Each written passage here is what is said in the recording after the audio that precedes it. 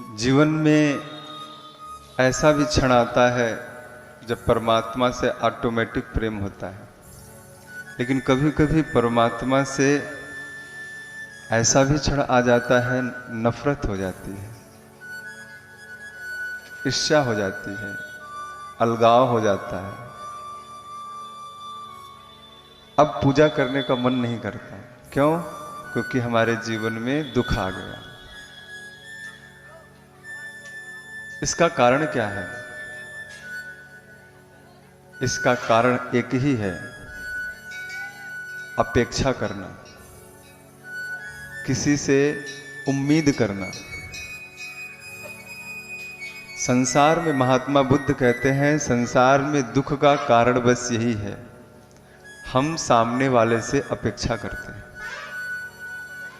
अब चाहे वह व्यक्ति हो, चाहे वह स्त्री हो, चाहे पुरुष हो, चाहे भगवान ही क्यों न हो, जब हम सामने वाले से अपेक्षा करते हैं और अपेक्षा के अनुसार वो हमें कुछ देता नहीं है, हमसे कुछ अच्छी बात नहीं करता, तो हम दुखी होते हैं, क्रोधित होते हैं, निराश होते हैं। लेकिन जो ज्ञानी है, धीरज तत्र न मुह्यति। भगवत गीता में अर्जुन से भगवान कहते हैं, जो धीर पुरुष हैं न मुह्यति, विचलित नहीं होते। दुख आया तो भी भगवान की कृपा मानकर प्रसाद रूप में सह लेते हैं। सुख आया तो भगवान का प्रसाद मानकर उसे पचा लेते हैं, दिखावा नहीं करते। तो सुख और दुख, अगर सुख हो और दुख हो ही न, तो अनुभव कैसे होगा कि दुख है? मान लीजिए भगवान ने आपको शरीर दिया या हाथ दिया है, अब इसे कोई कष्ट मिले न, दुख न हो, दर्द न हो, आप अपने घर में किचन में तवा पर कुछ बना रहे हो और आपका हाथ तवा पे पड़ जाए, और अगर इसे दर्द न हो, इसे दुख न हो, तो पूरा हाथ जल जाएगा, आपको पता नहीं चलेगा। अच्छी बात है। कोई बैठा है, अगर उसे दुख ही न हो और पता चला आग बगल में लगी है और उसको दुख नहीं हो रहा है, तो पूरा जल जाएगा, उसे पता भी नहीं चलेगा। तो जीवन में दुख चेतावनी है, सुधर जाओ, संभल जाओ, अपने कर्मों को सुधार लो, अपने आचरण को सुधार लो, अपने परिवार को सुधार लो, अपने समाज को सुधार लो, अपने परिवेश को सुधार लो, अपने आसपास के वातावरण को स्वच्छ कर लो। यह चेतावनी ही है। आज हमारे देश में, पूरे विश्व में यह कोरोना का जो उत्पात मचा हुआ है, यह क्यों है? कुछ लोग कहते हैं यह षड्यंत्र है, कुछ लोग कहते हैं गवर्नमेंट ने ऐसे ही बना दिया है। कोई जानबूझकर अपने देश को बर्बाद करेगा? चलो भारत में होता तो विदेशों में क्यों है? हर देश परेशान है। तो ये कोरोना वायरस या यह दुख तकलीफ क्यों आई? ये हमारे कर्मों का ही फल है। और याद रखिएगा, अगर आपका पड़ोसी गलत कर रहा है, आपने उसे रोका नहीं, तो आप भी उतने ही दोषी हो। क्यों? चाइना ने अगर मांस खाया, संपूर्ण देश मिलकर कहते चमगादड़ का मांस मत खाओ, नहीं तुमसे व्यापार नहीं करेंगे, तो आज यह स्थिति नहीं होती। लेकिन हमने, कोई पाप कर रहा है, कोई अत्याचार कर रहा है जीवों पर, हमने सहा, हमसे क्या मतलब? आज हमारा देश भी जिस स्थिति में है, बहुत हो गया सोने की चिड़िया कहते हुए कि सोने की चिड़िया थी, सोने की चिड़िया थी, सोने की चिड़िया। आज हमारा देश भी जिस स्थिति में है, फिर से विभाजन ऐसा लगता होगा 10, 20, 100 साल बाद। क्यों? क्योंकि हमने देखा, सिर्फ हमने सहिष्णु बनकर देखा, हमसे क्या मतलब, बगल वाले का घर जल रहा है और हमसे क्या मतलब। लेकिन बगल वाले का घर जलेगा तो आंच तुम्हारे घर पर भी आएगी। इसी तरह अन्याय देखना वह भी पाप है। अगर नहीं उसका मुकाबला कर सकते हो तो वहां से हट जाना चाहिए। लेकिन इसका मतलब ये नहीं अपना देश छोड़ दो, अपना गांव छोड़ दो। भगवान कहते हैं अर्जुन से, अर्जुन तुम युद्ध करो। अगर युद्ध करोगे, हार भी जाओगे तो वीर गति को प्राप्त होगे, तुम्हें उच्च लोक की प्राप्ति होगी अगर मर गए तो, और अगर जीवित रहोगे तो राज्य का सुख भोगोगे। अब तुम्हारे ऊपर है तुम क्या करना चाहते हो। हार मानकर कटोरा लेके भिक्षा मांगोगे, या युद्ध करके जीवित रहो तो शासन मिलेगा, और मरोगे तो वीर गति को प्राप्त होगे, उच्च लोक मिलेगा। इसलिए कभी भी अपने धर्म के प्रति सहिष्णु नहीं होना चाहिए। हमारे जितने भी देवी देवता हैं उन सब के हाथों में देखो अस्त्र शस्त्र हैं।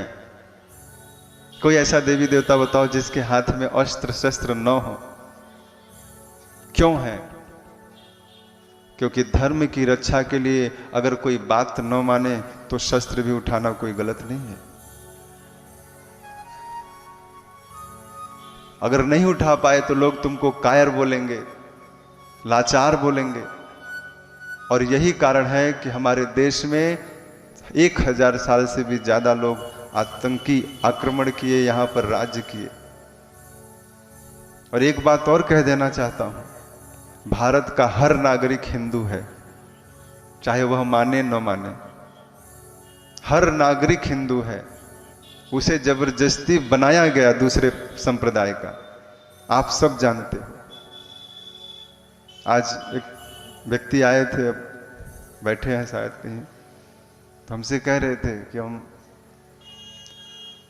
यहां पर ऐसे ब्राह्मण होते हैं जो मुस्लिम बन गए और इस्लाम स्वीकार कर लिया। क्यों? किसी राजा के भय से,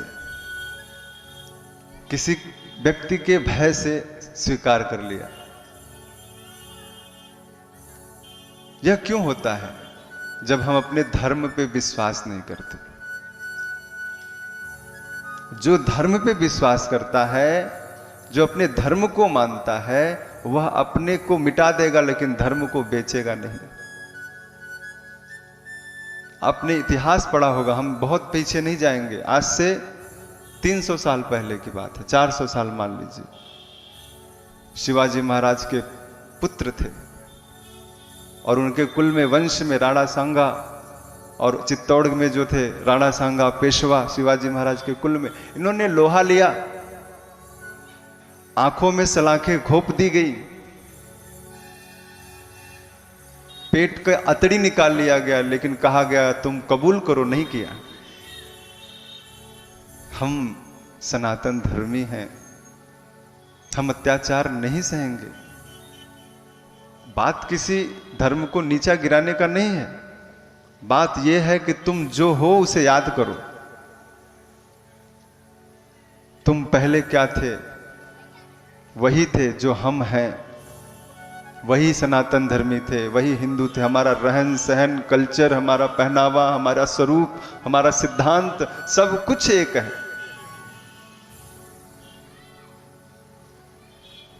लेकिन कुछ लोगों के व्यवहार के कारण, कुछ जो लीडर थे उनके अत्याचार के कारण आज हमारा देश ऐसी स्थिति में है। क्या नाम ले?